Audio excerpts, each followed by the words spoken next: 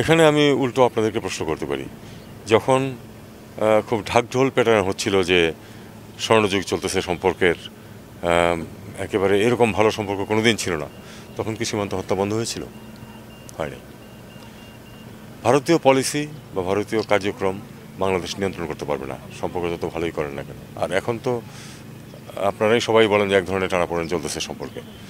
আমরা এই ধরনের যে কোনো ঘটনাকে কন্ডেম করি নিয়মিত, আমরা প্রোটেস্ট নোট দিই এবং আমরা তাদেরকে বলি যে এরকম ঘটনা ঘটায়ও না।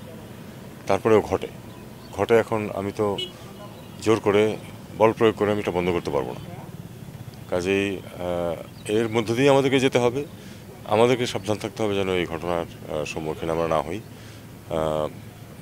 আমি আসলে স্বপ্ন দেখি একটা সময়ের, যখন বাংলাদেশের কোনো লোক তাদের অর্থনৈতিক বা অন্য প্রয়োজনে এভাবে ভারতে গিয়ে ভিকটিম হতে হবে না।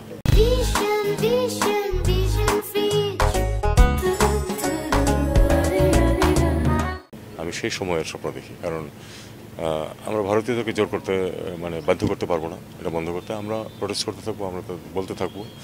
এবং আমি সবসময়ই বলি, আপনারা হয়তো শুনেছেন, আমি কিন্তু যখন সরকারের এই দায়িত্বে ছিলাম না, তখন আমি সবসময় এই কথা বলেছি যে এটা হচ্ছে বাংলাদেশ ভারত সীমানা হচ্ছে পৃথিবীর একমাত্র সীমান্ত যেখানে যুদ্ধাবস্থা নেই অথচ মানুষকে গুলি করে মারা হয়।